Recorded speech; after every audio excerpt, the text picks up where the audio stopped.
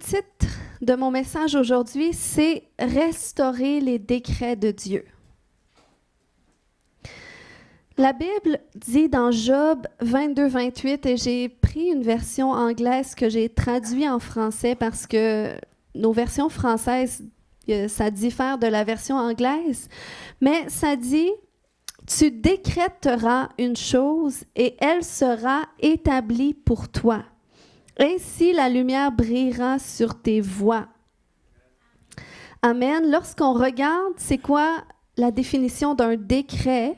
C'est un ordre formel et faisant autorité, ayant force de loi, une décision ou une ordonnance judiciaire, où c'est un des desseins éternels de Dieu par lequel les événements sont prédéterminés. Donc, on sait que Dieu, c'est au moyen des décrets qui a créé la terre et tout ce qu'elle contient, qui nous a créés.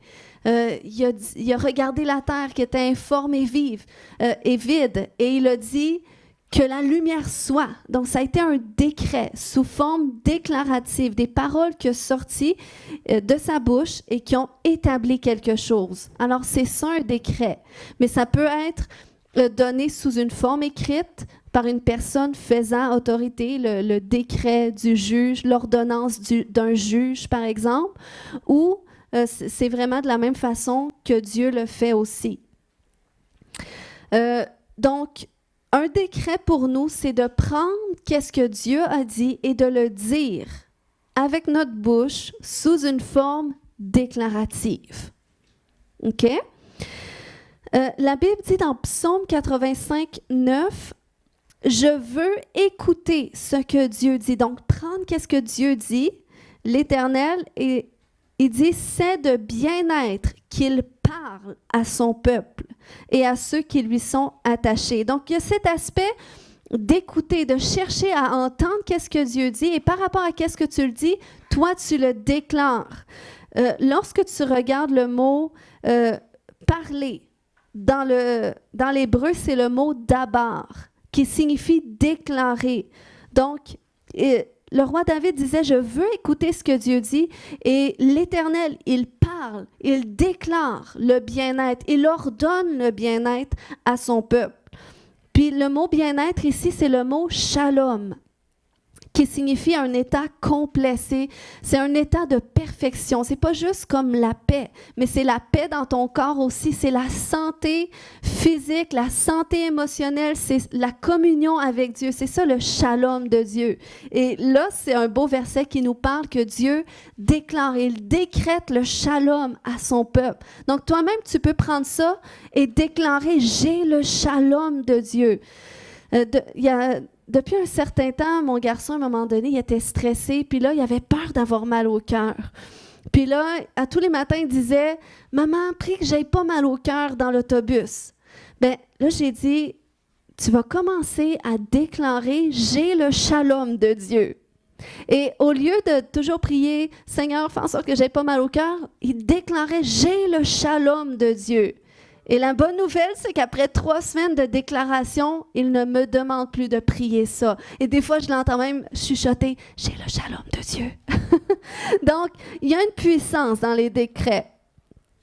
Jésus nous a parlé du pouvoir des décrets. Dans Matthieu 17, au verset 20, il a dit « Je vous le dis en vérité, si vous aviez de la foi comme un grain de sénévé, vous diriez à cette montagne, donc vous diriez, OK? Transporte-toi d'ici là et elle se transporterait. Rien ne vous serait impossible. Donc, ça nous ramène à Job. Tu décrèteras une chose et elle sera établie. Donc, c'est la même chose que Jésus reprend ici. Puis, lorsqu'on voit la façon que Jésus faisait le ministère, qu'il guérissait les gens, qu'il délivrait les gens, eh bien, c'était au moyen de décrets aussi. Il parlait la guérison. La Bible ne nous dit pas que Jésus priait pour les malades. La Bible dit que Jésus guérissait les malades. Et souvent, il disait des termes tels que « Va, tu es guéri » ou « Sois guéri ». Okay? Il déclarait la guérison. Puis, on le voit, par exemple, dans Matthieu 8, 16, où est-ce que ça dit « Le soir, on amena auprès de Jésus plusieurs démoniaques. Il chassa les esprits par sa parole. » et il guérit tous les malades. Donc, la délivrance, comme la façon que j'ai prié pour notre frère ce matin, je déclare que tout esprit associé à cela est détaché de toi. Et je sais qu'il y a une puissance lorsqu'on décrète. Comme Jésus a dit, tu vas dire à cette montagne d'aller par là, puis elle va y aller. Donc, le Seigneur nous amène à cette dimension de foi.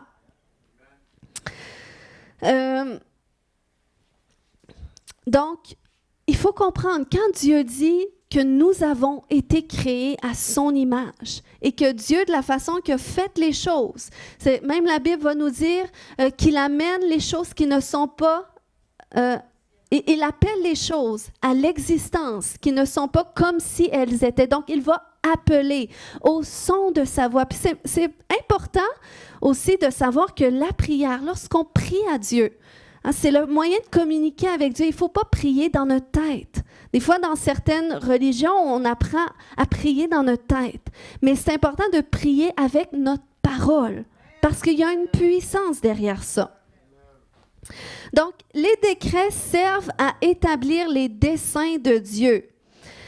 Puis, lorsque les décrets établissent les desseins de Dieu, ils proviennent d'une parole inspirée de Dieu, qu'on appelle une parole rhéma.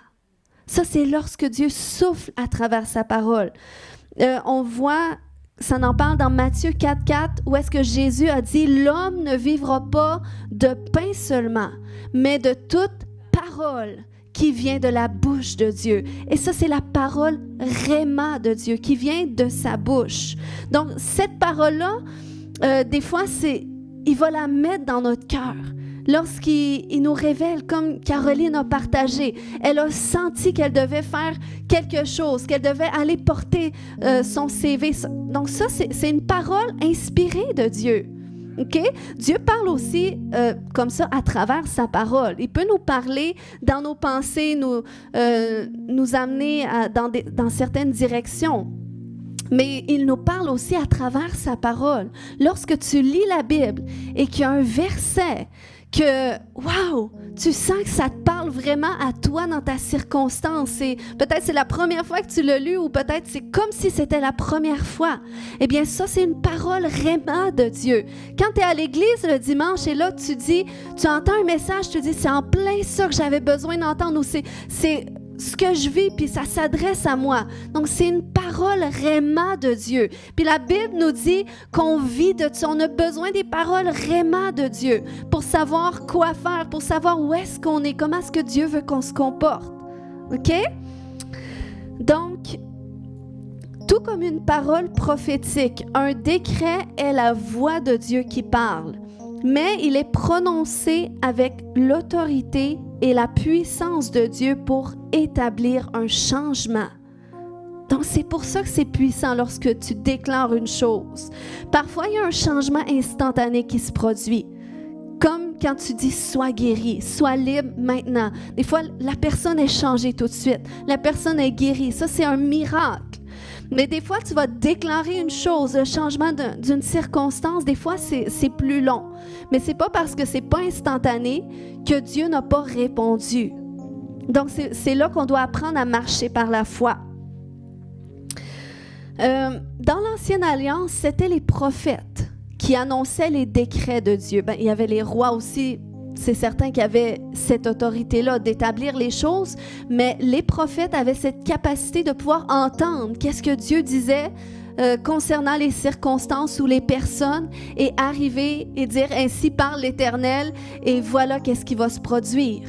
Puis non seulement il annonçait, mais il y avait l'autorité et la puissance qui étaient libérées à travers qu'est-ce qu'il déclarait pour établir un changement. Donc ça, c'était dans l'Ancienne Alliance, les prophètes de Dieu. On a vu l'exemple avec Élie, quand il est allé vers le roi Akab et qu'il a dit « Il n'y aura plus de pluie du ciel jusqu'à temps que je le décide. » Donc c'était un décret qui a établi le dessein de Dieu, parce que Dieu voulait montrer au peuple que c'était lui le Dieu de la nature, des orages et le seul Dieu qui existe, OK? Le seul Dieu vivant. On voit un autre exemple avec un miracle qui s'est produit avec Élisée et la femme soudamite. Il était chez une femme qui voulait avoir un enfant, mais elle ne l'avait pas partagé. Le prophète avait dit, est-ce qu'il y a on pourrait faire quelque chose pour toi? Est-ce qu'on pourrait pas te bénir par quelque chose parce qu'elle avait fait une pièce pour le prophète dans sa maison pour qu'il puisse dormir? Mais la dame qui servait simplement d'un bon cœur, qui cherchait rien en retour, elle a dit, j'ai rien besoin, ça va. Mais le prophète se questionnait à savoir qu'est-ce que cette dame aurait besoin. Et là, son serviteur dit, mais cette dame, elle n'a pas de fils. Donc, le prophète est arrivé et il a dit, l'année prochaine, à la même année, tu embrasseras un fils. Donc, c'était un décret. Donc, ce n'était pas juste une prière de dire, je prie que tu aies un fils. Non, l'année prochaine, à la même année, tu embrasseras un fils, à la même époque. OK? Donc, c'était un décret qui a amené la puissance de Dieu dans la manifestation de ce dessein. Cette dame, elle a enfanté, elle ne pouvait pas avoir d'enfant, mais elle a conçu. Donc, c'est comme ça que Dieu fait les choses. Et encore aujourd'hui, alors que nous sommes dans la nouvelle alliance, puis la différence, c'est que ce n'est pas que les prophètes qui entendent de Dieu, mais c'est tous les enfants de Dieu. La parole de Dieu nous dit que dans les derniers temps, où est-ce que nous sommes? Jésus répandrait son esprit sur toute chair. Ses fils et ses filles prophétiseraient. Est-ce qu'il y a des fils et des filles de Dieu ici? Donc, ses fils et ses filles auraient la capacité d'entendre Dieu et de pas seulement entendre, mais aussi de parler qu'est-ce que Dieu dit, de décréter pour que les choses s'établissent. Je crois qu'on est dans des temps que Dieu veut accélérer les choses. Donc, c'est pour ça qu'il a plus seulement limité son esprit à des rois ou à des prophètes, mais à ses fils et à ses filles, à tous ceux qui invoqueraient le nom du Seigneur pour être sauvés, peuvent devenir des enfants de Dieu. Amen. Donc, c'est là qu'on est. Puis, c'est pour ça que c'est important aussi pour nous de questionner Dieu sur sa volonté. Des fois, on est là, mais je ne sais pas qu'est-ce que Dieu dit. Moi, je n'entends pas Dieu. Est-ce que tu t'es déjà arrêté pour questionner Dieu, pour lui poser une question? C'est facile de rien entendre quand il y a juste une personne qui parle. Si tu parles avec ton mari, puis ton mari fait que parler, ben c'est sûr qu'il ne pourra pas entendre qu'est-ce que tu veux lui dire. Mais ça, c'est pas comme ça que mon mari fait les choses. Mon mari écoute très bien, mais c'est juste pour dire que quand on parle avec une personne, comme avec Dieu, il faut apprendre à faire un dialogue. Pas juste un monologue. Des fois, on arrive avec une longue liste d'épiceries. Seigneur, fais ci, fais ça, j'ai pas ça. Seigneur, je voudrais... Mais est-ce que tu prends le temps de t'asseoir 2 minutes puis juste dire, Seigneur, prendre conscience qu'il est là, prendre conscience de sa présence, lui poser une question. Seigneur, qu'est-ce que tu penses de cette situation-là? Qu'est-ce que tu penses de mon collègue de travail qui agisse toujours comme ça? Ça me scelle les oreilles, je l'entends toujours sacré. Seigneur, qu'est-ce que toi t'en penses? Peut-être toi t'es furieux parce que t'es tanné, tes oreilles sont rendues rouges, enflées. Mais là, du moment que tu questionnes Dieu, Dieu te dit aime-le. Aime-le. Fais-lui plus de compliments. Donc, le Seigneur, il nous amène à changer notre perspective lorsqu'on s'arrête pour le questionner. Mais là, il y a la question, mais comment est-ce que je sais si c'est Dieu qui parle? Tu sais, parce que des fois, on a toutes sortes de pensées dans notre tête. Comment est-ce que je sais si c'est pas ma pensée puis c'est elle de Dieu? Eh bien, il y a 3 voix qu'on peut entendre. OK? À l'extérieur, tu peux entendre plusieurs voix, mais à l'intérieur de toi, il y a 3 voix. Le mari, c'est à l'extérieur. Il y a 3 voix que tu peux entendre. C'est peut-être la voix de la femme, parce que la voix de la femme est assez... Non. Il y a ta voix, c'est la première voix. Il y a la voix de Dieu que tu peux entendre dans tes pensées, la voix du Saint-Esprit qui est à l'intérieur de toi, parce que tu as donné ta vie à Jésus. Ou il y a la voix de l'ennemi qui est là aussi, qui essaie de te souffler des choses. Donc, il faut apprendre à discerner de où est-ce que ça vient cette pensée-là. Parce que même des études nous démontrent qu'on a des milliers de pensées qui nous viennent en tête à tous les jours. Donc, c'est sûr que ces milliers de pensées-là ne viennent pas tous de Dieu. C'est sûr qu'elles ne viennent pas toutes de nous ou elles ne viennent pas toutes de l'ennemi. Donc, c'est mélangé. Mais on doit apprendre à s'arrêter. Quand il y a une pensée qui vient, est-ce que c'est le Saint-Esprit? Quand c'est le Saint-Esprit qui te parle, tu t'en rends compte. Parce que tu réalises que moi, ça a commencé très tôt. Quand j'ai commencé à entendre le Saint-Esprit me parler, c'était une voix par-dessus ma pensée qui m'amenait une perspective différente. Par rapport à une situation, je pensais les choses, puis c'est comme j'entendais une voix de plus qui disait, ben non, c'est comme ça que tu devrais voir les choses. Donc, c'est comme c'est une autre voix à travers ta pensée, mais qui fait tellement du sens, puis qui est supérieure à la tienne, parce que Dieu dit, mes voix sont au-dessus de vos voix, mes pensées sont au-dessus de vos pensées. Donc, c'est comme même toi, tu sais, j'aurais pas pu penser à ça. Mais ça vient à l'intérieur de toi, puis ça amène la paix aussi. Quand c'est Dieu qui parle, ça produit la paix dans ton cœur. Ça vient d'un endroit d'amour quand c'est Dieu qui parle, même quand il te reprend. Quand il dit hey, « t'aurais pas dû agir comme ça » ou « t'es allé fort un peu ». Qu'est-ce que t'as dit là? Ben, c'est toujours plein d'amour. C'est jamais avec condamnation pour nous taper sa tête, pour nous dire « t'as encore parlé mal, t'as encore fait ça, je suis pas fier de toi ». Dieu ne parle pas comme ça, mais l'ennemi, par exemple, lui, il va chercher à nous culpabiliser, à nous condamner, à dire, tu vois, tu n'es vraiment pas bon. Puis en plus, il va parler à la première personne, c'est ça le pire. C'est que l'ennemi, là, il va arriver, tu vas te regarder dans le miroir, tu vas dire, je suis vraiment pas belle aujourd'hui. Non, ils sont toutes plus belles que moi je suis vraiment pas ma place. Donc, il va te parler à la première personne comme si c'est toi qui te parle. Tu penses que c'est toi, mais c'est l'ennemi. Donc, c'est pour ça qu'on doit apprendre à discerner des pensées qui rendent ton cœur contrarié, qui t'amènent de la peine, qui t'amènent de la honte de toi, qui t'amènent du rejet de toi. C'est l'ennemi, ça. Maintenant, ta pensée, eh bien, c'est celle de ton âme. Elle est au milieu de ça. Puis, ton âme, elle doit prendre des décisions quotidiennement. La pensée de ton âme, c'est associé à tes émotions, c'est associé à ta personne. Puis, tu sais, on ne peut pas dire que c'est le Saint-Esprit qui nous dit à quelle heure souper puis à quelle heure faire l'épicerie. OK? Ça, c'est notre âme qui pense quotidiennement, qui prend des décisions quotidiennes. Mais à travers tout ça, notre âme ressent des choses aussi. Puis là, être entre la voix de Dieu, entre la voix de l'ennemi. Mais la Bible nous dit que plus qu'on fait comme Romains 12:2 nous le dit, OK? Qu'on est transformé par le renouvellement de notre intelligence. Et ça, comment est-ce qu'on l'est? Plus qu'on lit la parole de Dieu. C'est vraiment ça. Plus que tu lis la Bible, même si tu ne comprends pas tout, en lisant la Bible, à un moment donné, tu vas venir qu'à comprendre.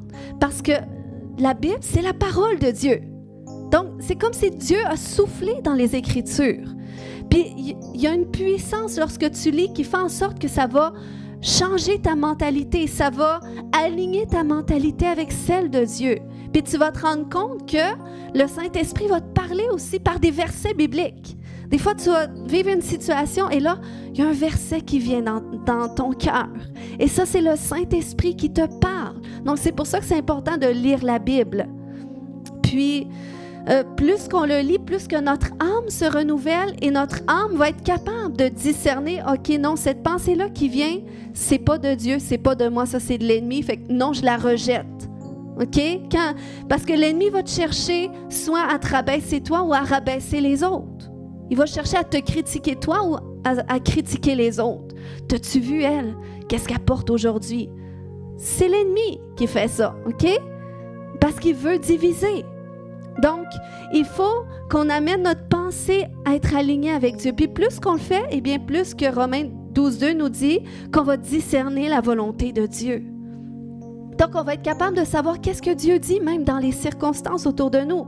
Parce que ça, c'est à l'intérieur de nous, mais à l'extérieur de nous, Dieu parle aussi. Dieu déclare des choses aussi autour de nous. Il a décrété des choses associées à tes finances, associées à ton travail, associées à ton école. Dieu a une parole pour tes circonstances. Il y a une parole dans la société par rapport à qu'est-ce qui se vit autour de nous. Puis nous, on peut connaître qu'est-ce qu'il dit. Puis c'est dans notre intérêt de le connaître. Parce que comme ça, on peut être sûr qu'on marche dans sa volonté, qu'on marche en alignement avec lui. Puis, lorsque Dieu publie un décret, lorsque Dieu déclare que la bénédiction dans quelque chose, eh bien, l'ennemi, son travail, c'est de publier un contre-décret. Parce que le diable, il n'est pas un créateur. Donc, il va voler qu'est-ce que Dieu a accordé. Puis, c'est pour ça que souvent, on ne se rend pas compte de ça. Parce que Dieu, depuis longtemps, même avant qu'il nous mette au monde, il avait déjà déclaré les bénédictions associées à notre vie. Il avait déclaré le nombre de jours qu'on allait vivre. OK? Il avait déclaré les projets de paix qu'on vivrait, l'avenir qu'on aurait. Mais le diable, lui, qu'est-ce qu'il vient faire? C'est que dès qu'on vient dans ce monde, il vient déclarer les choses contraires. Il vient voler pour pas qu'on marche dans ce à quoi Dieu nous a bénis. Donc, notre travail, c'est d'identifier qu'est-ce que l'ennemi a décrété dans nos vies. On commence avec nos vies, OK? Puis, on prend qu'est-ce que l'ennemi a décrété, puis on vient aussi à cet endroit de chercher à savoir, mais qu'est-ce que Dieu a déclaré, lui, à la base. Puis c'est comme ça qu'on peut restaurer les décrets de Dieu. De dire, ben ça, c'est ma condition. C'est une difficulté que je vis. Si tu vis une difficulté, si tu es dans un cycle destructeur, et si tu es dans la maladie, c'est ce que l'ennemi a parlé. Mais n'oublie pas, avant que l'ennemi vienne voler, c'est qu'il y avait quelque chose là que Dieu avait accordé, que Dieu avait béni. Donc, toi, il faut que tu viennes le restaurer. OK? Parce qu'on peut seulement annuler un décret en le remplaçant par un autre décret. C'est pas assez de dire « je refuse »,« je renonce ». Il faut s'associer avec quelque chose de nouveau. OK? Puis si on voit un exemple dans le livre d'Esther, puis je vous invite à lire ce livre-là dans la Bible. Un jour, il y avait un homme qui a été élevé aux côtés du roi de cette époque-là.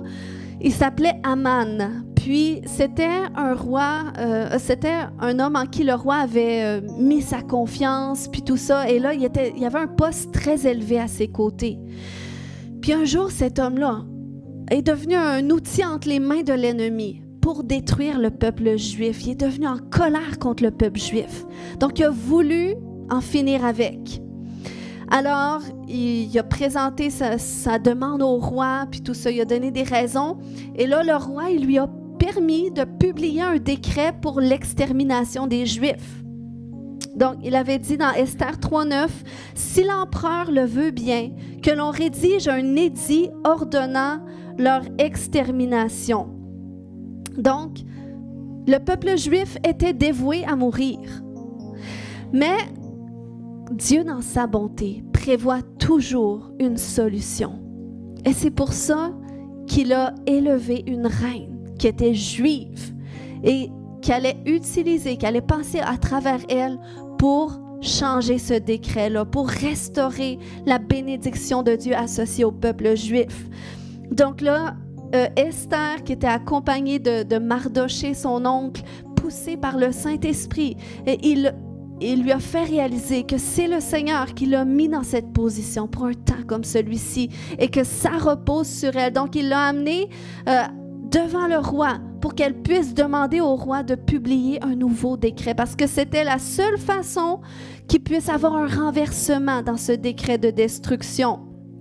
Donc, on lit dans Esther 8, au verset 5, qu'elle a dit « Si l'empereur le veut bien, et si vraiment j'ai obtenu sa faveur, si ma demande lui paraît convenable et s'il trouve plaisir en moi qu'il veuille bien révoquer par écrit les lettres conçues par Aman, qu'il avait rédigées dans le but de faire périr les Juifs qui vivent dans toutes les provinces de l'Empire. » Donc, au verset 8, il lui a dit « Écrivez donc ce que vous voudrez concernant les Juifs. Faites-le au nom du roi et apposez l'empreinte royale sur vos lettres. En effet, un document écrit au nom du roi et porteur de l'empreinte royale ne peut être révoqué. » Donc, c'est le roi qui détenait cette autorité. Et nous, on sert le roi des rois, le Seigneur des seigneurs.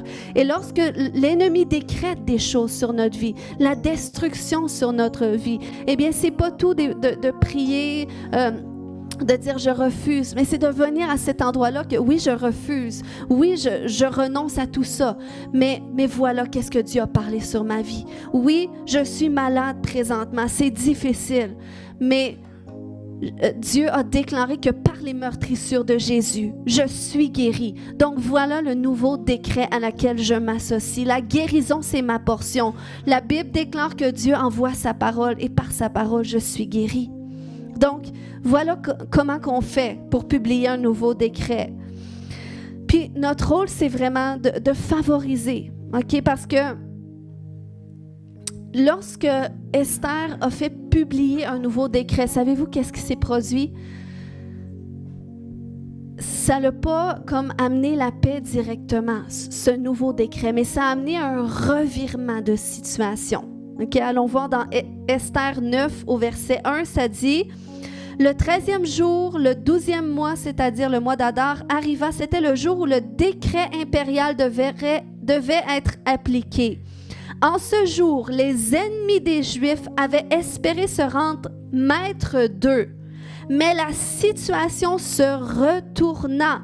Ce furent les Juifs qui se rendirent maîtres de leurs ennemis. » Donc, il y a eu un revirement de situation. Et c'est ce que ça fait. Lorsque tu décrètes ce que Dieu dit, ça va pas nécessairement annuler puis on n'en parle plus, mais ça va revirer la situation. Il y a un changement de position qui se fait. Il y a un changement de maître qui se fait. Et nous sommes appelés à faire ces choses-là. Dieu dépend de nous. Si ce n'est pas nous qui le font, c'est qui va le faire? C'est notre responsabilité, OK? Donc, pour favoriser des revirements de situation, pour restaurer les décrets de Dieu, pour rétablir ses desseins, il faut être à cet endroit de discerner qu'est-ce que Dieu a dit à la base, qu'est-ce qu'il a parlé sur ma vie, quelle bénédiction il a parlé sur mes circonstances. Il faut que tu te questionnes et ensuite, il faut que tu saches qu'est-ce que l'ennemi a parlé. Puis ce que l'ennemi a parlé, c'est ce avec quoi tu luttes. Donc, prenez des notes. Ce avec quoi tu luttes. La pauvreté, les dettes, c'est la pauvreté. Okay? Quand c'est dans un cycle, ça se peut des périodes plus difficiles. Mais quand c'est vraiment qu'est-ce que tu vis, c'est ta réalité, eh bien, c'est quelque chose que l'ennemi a volé. Si c'est les tourments, si c'est les peurs, si c'est les inquiétudes, t'es stressé, t'es anxieux, eh bien, il y a quelque chose à quelque part que l'ennemi a volé, qui doit être restitué. Puis, la question que tu dois te poser, c'est que si tu n'étais plus comme ça, okay? Si tu avais pu, toutes ces dettes que tu as, si tu avais pu, ces malheurs que tu vis, comment est-ce que ta vie serait? Comment est-ce que ta vie serait? Commence à t'imaginer. Et ça va te donner une indication de qu'est-ce que Dieu veut, de qu'est-ce que Dieu a parlé sur ta vie, que tu es appelé à parler, okay? Tu es appelé à mettre un son à la voix de Dieu. OK? Puis c'est là que tu te positionnes pour un nouveau décret. J'ai partagé la semaine passée que ce à quoi l'ennemi était ce à quoi l'ennemi a essayé de voler beaucoup dans ma vie, c'est vraiment la portée de ma voix. Puis bon, j'ai expliqué toute la semaine passée ce cheminement dans lequel le Seigneur a dû me délivrer. Mais j'ai partagé comment l'ennemi a essayé justement de faire taire ma voix, de m'empêcher de voir cet appel-là. Puis, c'était un combat à l'intérieur que, bon, l'ennemi, justement, il a trouvé des façons que je puisse vivre ça à l'intérieur de moi. Mais vous savez, c'est un combat aussi à l'extérieur. C'est aussi dans l'atmosphère, parce que c'est drôle. En 12 ans de ministère, OK, en 1 an et demi, je n'ai jamais entendu autant de fois qu'en 12 ans de ministère qu'une femme ne devrait pas prêcher. OK? Puis ça, c'est l'ennemi. OK? Ça, c'est les décrets de l'ennemi. Une femme ne devrait pas prêcher. Puis c'est drôle parce que plus que corporativement, on avance, qu'on rentre dans notre destinée, plus que, ça vient à mes échos. Une femme ne devrait pas prêcher. OK? Mais ça, c'est l'ennemi. Puis, mais la bonne nouvelle, c'est que puisqu'il y a un nouveau décret qui a été prononcé sur ma vie, je me suis associée au décret de Dieu, comme de quoi que Dieu m'a établi, qu'il a établi ma voix, qu'il a besoin de ma voix pour accomplir ses desseins. Eh bien, quels que soient les échos qui viennent, eh bien, je sais que Je marche dans l'autorité de Dieu. Donc, ça ne peut rien faire. Ça ne peut pas accomplir ses desseins. Mais c'est pour vous montrer qu'il y a quand même un combat à mener.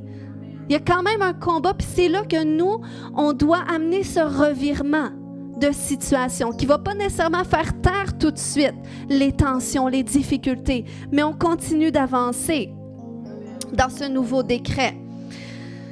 Je vais vous donner un autre exemple, OK, sur le territoire, OK, avec la louange. Est-ce qu'il y a des adorateurs ici? Amen. La louange, c'est quelque chose de puissant. La louange, c'est pas que des beaux papillons, puis c'est tout gentil. C'est une arme puissante, OK? Parce qu'il y a des combats dans la Bible qui se sont menés qu'au bruit des trompettes, des cris du peuple de Dieu, puis ça le fait fuir les ennemis, ça le fait s'entretuer les ennemis. Donc, il y a une puissance dans la louange, dans l'atmosphère du territoire. Puis c'est comme lorsque tu loues le Seigneur, dans le monde spirituel, tu bâtis un autel à Dieu. Où est-ce qu'il peut descendre? Parce que lui-même, il a dit qu'il siège dans la louange de son peuple. Donc, il vient siéger dans la louange. Et ça veut dire que son règne vient. Même Jésus a dit, priez que mon règne vienne, que son règne vienne. Donc, on amène le règne de Dieu. Et si Dieu est là, les choses ne peuvent plus rester les mêmes. Donc, mais il faut comprendre que qu'est-ce qui est puissant aux yeux de Dieu va être une cible de l'ennemi pour que justement ce soit méprisé. OK? Donc, c'est pour ça que même ici, on a fêté nos 10 ans d'église cette année. Mais en 10 ans d'église, ça a pris près de 8 ans à mettre sur pied une équipe de louanges.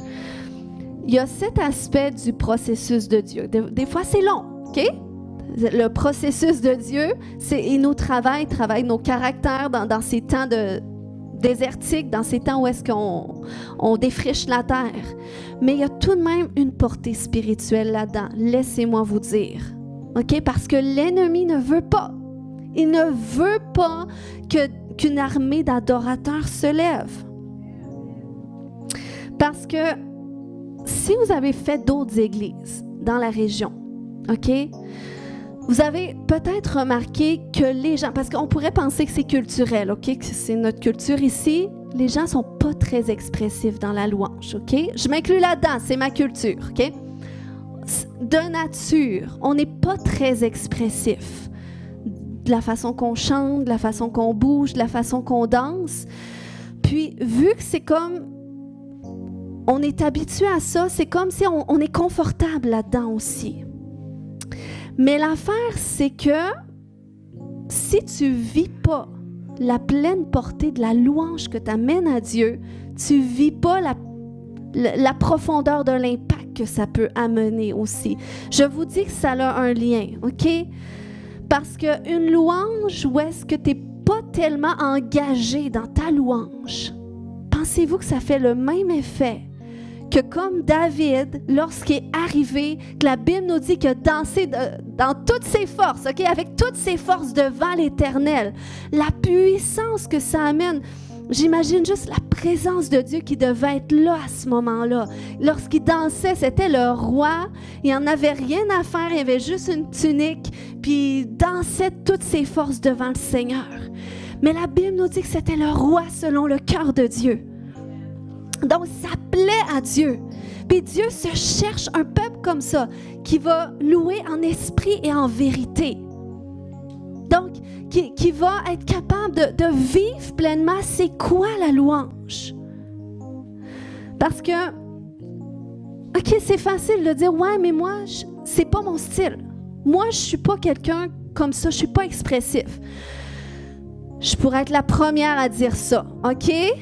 Je peux vous dire, j'ai pas cherché un appel au micro, OK? Puis quand Dieu m'a mis devant un micro, moi, là, j'étais comme dans un gros bloc de glace. Je ne pouvais pas bouger, je parlais pas fort, puis pour moi, c'était mon style, c'était ma nature. Puis c'est pour ça que je disais, Seigneur, tu vois bien que je l'ai pas. Je l'ai pas. J'étais pas capable de bouger en même temps que parler. C'est comme quelqu'un qui apprend à jouer de l'instrument puis chanter. Moi, c'est comme juste parler. Toute mon attention était là et c'était dur pour moi. Sur ça, je disais à Dieu, tu vois bien que je suis pas le bon candidat. Mais le Seigneur, il m'a appelé à cet endroit parce que, OK, ça change pas. Même si le Seigneur m'a délivré, il a guéri mon cœur, ça change pas que je suis une personne qui est réservée de nature.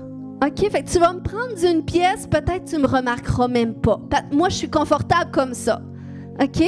Je suis très bien, je suis meilleure dans le 1 à 1, je trouve. Mais bon, le Seigneur a trouvé... Il pense peut-être différemment. Mais c'est correct, je le respecte. Maintenant, j'obéis. Mais c'est juste pour vous dire que le Seigneur a le sens de l'humour, hein? Mais il nous amène aussi à cet endroit de pousser nos limites en dehors de notre nature.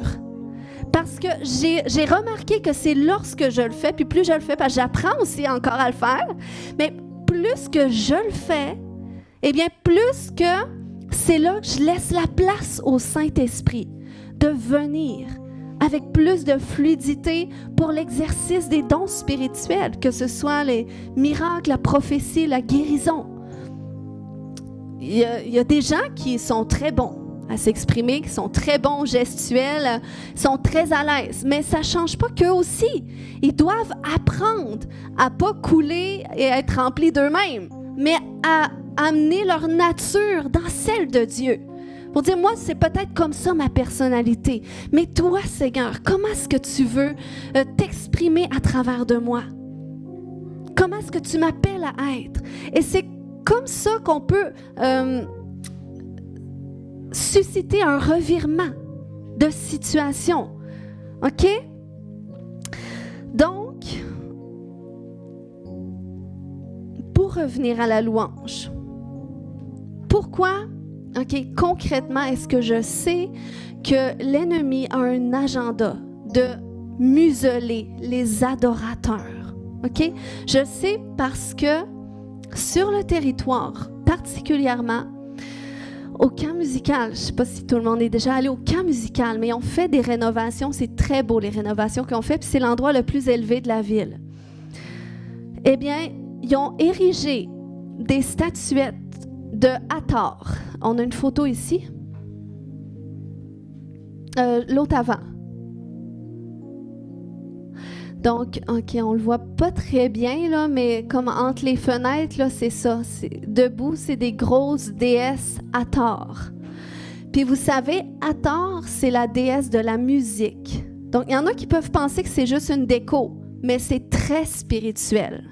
C'est très spirituel. On ne réalise pas le genre d'incantation qui a dû être fait sur le territoire pour que ce type de statue-là soit érigé.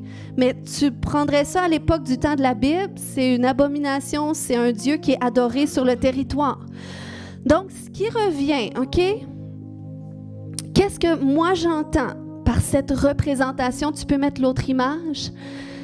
C'est que l'ennemi a déclaré que sur ce territoire, la louange lui reviendrait. C'est pour ça que c'est la déesse de la musique. Donc, non. Là, est-ce qu'il y a des gens qui peuvent commencer à être un peu frustrés contre l'ennemi? Donc, c'est pour ça comment ça se traduit dans l'Église. Parce que si nous, l'Église, on ne prend pas conscience qu'on a des ennemis, c'est pas tout beau, tout gentil, OK? Mais il y a un combat à mener, il y a une lutte à mener. OK? Si on peut le réaliser, ça va nous faire réagir différemment. Parce que comment est-ce que ça se traduit dans l'Église? C'est que les églises ont du mal parce qu'ils ne savent pas l'ampleur de ce combat spirituel. Non, ils ont du mal à percer dans la louange. Ils ont du mal à amener leur louange à un point que la présence de Dieu va venir, qu'on perd le contrôle, que des gens commencent à être guéris, des gens commencent à être délivrés. Puis ça prend d'être à un niveau où est-ce qu'on est pleinement engagé, où est-ce qu'on est expressif, où est-ce que tu dis « Hey, plus de toi, Seigneur, plus de toi. » C'est comme tu le vis dans tout ce que tu es, qu'est-ce que tu chantes.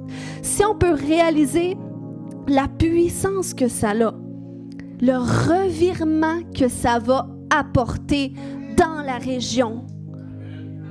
Amen, parce qu'on sert un Dieu vivant, un Dieu qui a envie d'être loué par ses enfants de toute leur force. OK? C'est le Dieu qu'on sert, puis il y a un combat pour ça. Puis ce combat-là se traduit en « tais-toi, bouge pas trop, chante pas trop fort, t'as pas une belle voix. Prosterne-toi pas parce qu'il n'y a personne qui le fait ici, tu as de l'air bizarre. » Donc c'est comme ça que l'ennemi va parler dans les pensées. « Bouge pas trop. Personne t'a jamais vu les bras dans les airs, tu as l'air de quoi? » Tu sais, c'est comme ça que... Puis là, on pense pas que... On pense que c'est notre âme qui parle. Mais non, c'est l'ennemi parce qu'il a décrété sur le territoire que la louange lui reviendrait. Est-ce que moi, juste ça, ça me donne le goût d'aller faire un gros concert de louange puis de chanter, de danser, OK? Donc, si on peut réaliser ça corporativement, OK? Donc, OK, là, je vais reprendre mes notes. OK, concrètement, parce que là, je vous ai partagé ma pensée, mais ça fait quelques semaines que là, je digérais ça dans la présence de Dieu et que là, j'étais pompée. Et là, je prenais conscience de tout ça, puis là, je demandais, mais Seigneur, qu'est-ce que tu as dit de bon? Okay, ça, c'est ce que l'ennemi a dit. Maintenant, toi, qu'est-ce que tu as dit? Et là, j'étais dans mon Ésaïe 60 que je partage depuis quelques semaines, où est-ce que je vous dis, on est dans les temps d'Ésaïe 60, qu'on est appelé à se lever, à briller, que la gloire du Seigneur va se lever sur nous. Puis là, tout d'un coup, là, je lisais, puis je priais, je déclarais Ésaïe 60. Et là, je continue plus bas. Et il y a ce verset, comme si c'était la première fois que je l'avais lu. Ça dit, c'est un décret. L'on n'entendra plus parler de violence dans ton pays, de dévastation et de destruction dans tes frontières. Et tu appelleras tes murailles salut et tes portes louange. Il faut comprendre que si l'ennemi a décrété ça sur le territoire, c'est parce qu'à la base, Dieu avait déclaré que ce serait une terre d'adorateurs. Est-ce qu'il y a des gens qui sont pompés comme moi ce matin? Là, il faut réaliser qu'est-ce que Dieu nous appelle à être. Quel type de peuple il cherche sur ce territoire. Moi, je crois qu'il y a une armée d'adorateurs qui va se lever et qu'il faut comprendre ça. Il faut réaliser que la louange doit revenir à Dieu. Et si nous, on peut s'engager dans la louange. Je me souviens quand Joshua, celui qui dirige la louange à Ottawa, il était venu un moment donné pour former notre équipe. Et là, il a dit, quand vous allez faire la louange, il faut être expressif, mais des fois, pour vous aider à l'être, parce que la congrégation ne l'est pas toujours, regardez la personne la plus expressive et ça va vous motiver. Mais imaginez si tout le monde est expressif, tout le monde, ils n'ont même pas encore commencé, puis là on danse, on chante, on crie. Eh bien, comment est-ce que l'équipe de louange va être pompée aussi, puis ils vont bouger? Donc, c'est un travail corporatif qu'on doit vivre. Il y a une puissance dans la louange. Et à toutes les fois que tu loues Dieu, rappelle-toi que ces statuettes-là, que tu es en train de leur dire non, la louange revient à Dieu parce que c'est Dieu qui a choisi ce territoire, qui a établi sur ce territoire et sur les portes de notre territoire, c'est écrit non seulement louange, mais salut aussi. Salut, mais louange. Alléluia! Donc, comment est-ce qu'il faut faire pour établir ce décret? Je crois que je l'ai pas mal dit, mais je vais le redire. Il faut l'écrire, il faut le déclarer. Ce verset-là, si vous êtes un adorateur, allez le méditer. Peu importe, allez le méditer. Vous êtes dans ce lieu, allez méditer. Dieu a dit qu'il n'aurait plus de destruction. Qui veut voir que la destruction prend fin sur notre territoire? Qu'il n'y a plus de jeunes qui consomment de drogue, que les vendeurs de drogue s'en vont dans d'autres pays parce qu'il n'y a plus personne qui consomme, parce que notre terre est transformée. Nos familles sont transformées. C'est ce que le Seigneur veut faire. Donc, il faut l'écrire, il faut le déclarer, puis il faut retourner la situation, comme Esther. OK? Il y a un changement de position qui doit se faire, il y a un changement de maître. Et comment est-ce qu'on retourne la situation? C'est en pratiquant le contraire. OK? Quand je parle de pousser les limites de ta nature, tu es quelqu'un de pas expressif, je suis quelqu'un de pas expressif aussi. C'est vrai. OK? Même mon mari vous le dirait, des fois il me parle, je suis pas expressif du tout. Mais c'est ma nature. Par l'onction du Saint-Esprit, je le suis un peu plus. Amen. Mais c'est juste pour vous dire que le Seigneur nous appelle à pousser les limites de notre nature pour qu'il puisse se manifester. Puis, si l'ennemi a cherché à taire ma voix, si l'ennemi, c'est ce qu'il déclare sur le territoire, les femmes ne doivent pas parler, les femmes ne doivent pas ouvrir la bouche, eh bien, qu'est-ce qu'on doit faire, les femmes? C'est qu'on doit rugir plus fort que ces voix-là qui cherchent à nous taire. OK? L'ennemi a déclaré que les hommes seraient passifs. Il a déclaré que l'Église, c'est pour les femmes. Eh bien, les hommes, il faut commencer à se lever un peu plus et à dire, nous, on va aller sur le terrain. Nous, on va aller défricher le territoire. Nous, on va aller évangéliser. Nous, on va aller entre hommes et on va amener la délivrance, la guérison. Donc, il y a quelque chose, on doit revirer la situation. On ne peut pas espérer que ça va se faire tout seul en faisant rien. C'est nous-mêmes, OK? Dieu aurait pu simplement faire en sorte que le nouveau décret pour ne plus exterminer le peuple juif allait faire en sorte que, la paix revienne, les Juifs peuvent dormir tranquilles. Non, c'était un nouveau décret pour amener les Juifs maintenant à mener le combat, avoir le droit légal de combattre leurs destructeurs. OK? Donc, c'est ça qu'on doit faire. On doit faire le contraire. Donc, il faut que tu te poses la question maintenant, quand je vais louer le Seigneur? OK? Si je me laisse aller pleinement, sans limite, à quoi est-ce que je vais ressembler? Si je chante de toutes mes forces, si je danse de toutes mes forces, peut-être tu vas dire, oui, mais on n'aura plus de place. Commence à le faire, on fera la gestion des places après. S'il faut, on tassera toutes les chaises au milieu, puis on dansera autour, OK? Mais le Seigneur se cherche un peuple de passionnés, des gens qui sont enflammés, puis ça fait taire l'ennemi. Ça fait taire l'ennemi parce que là, il voit qu'il n'y a plus de pouvoir. Donc, qu'est-ce qu'il fait? Il s'en va ailleurs voir où est-ce qu'il peut faire son œuvre. Mais s'il réalise qu'ici, ça y est, il est fait parce que là, il a été démasqué. Et que là, nous, on choisit de marcher pleinement dans ce à quoi Dieu veut que nous marchions. Amen. Donc, ce matin, nous allons prier. Alléluia. Alléluia. Alléluia. Merci, Jésus.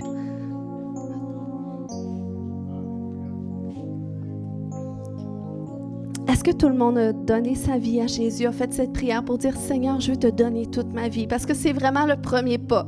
Tu dois inviter Jésus dans ton cœur. Puis c'est une prière qui transforme ta vie. Puis s'il y a des gens qui n'ont jamais fait cette prière ce matin, j'aimerais prier avec vous. J'aimerais que vous leviez la main, puis on va prier ensemble, tout le monde. Alléluia. On peut se lever déjà, tout le monde ensemble? S'il y a des gens qui n'ont jamais invité Jésus dans leur cœur pour l'accepter comme Seigneur, comme sauveur personnel, levez la main là où est-ce que vous êtes et nous allons prier. Alléluia. Alléluia. On peut répéter cette prière tout le monde ensemble et dire, Seigneur Jésus, je viens à toi tel que je suis. Je te demande pardon pour tous mes péchés. Viens dans mon cœur, viens dans ma vie.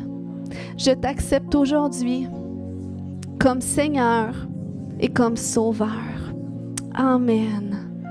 Alléluia. Acclamons le Seigneur pour les nouvelles âmes qui ont peut-être fait cette prière. Alléluia. Donc là, on va prendre un instant, OK? On va prendre conscience de nos difficultés personnelles parce que le Seigneur veut que vous soyez bénis. OK? Il veut que vous viviez des percées extraordinaires dans votre vie. Il veut que vous soyez en santé, guéris. La Bible nous dit qu'il souhaite que tu prospères à tous égards et que tu sois en bonne santé, comme prospère l'état de ton âme.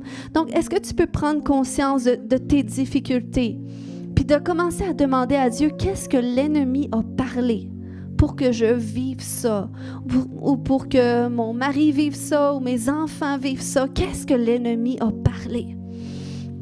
Donc, ce matin, c'est un exercice pour que tu entendes Dieu te parler. Alléluia. Alléluia. Alléluia, oui, Seigneur Dieu.